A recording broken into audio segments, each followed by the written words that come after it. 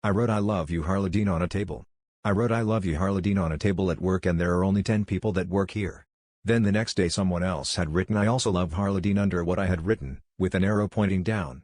I couldn't believe it. Who could have written this, and I was not pleased by this. Then the next day another person had written I also love Harledene underneath the two other I love you Harledenes. I was becoming worried by this and I wanted it to stop. That day our manager had something important to say to all of us.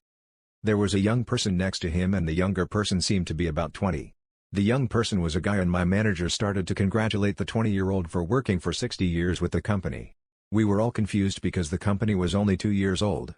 The 20-year-old was also confused, then the 20 started to age so quickly.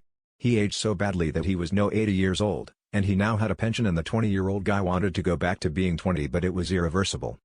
Then at the table where I had first written I love you Harledene I had now found more people had written we also love Harledene and it had covered the whole table. I was terrified because I thought that only I had loved Harledene. It seemed that many more people had also loved Harledene.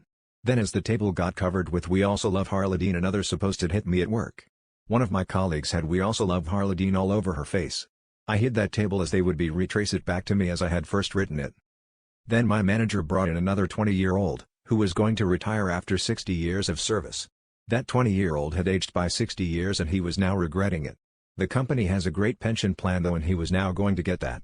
As days went by more of my colleagues had we also love Harledene all over their bodies. We started finding it all over the building and even on animals. Only I was not affected by it at all and I felt so bad. It was just an innocent thing to do to write I love you Harledene.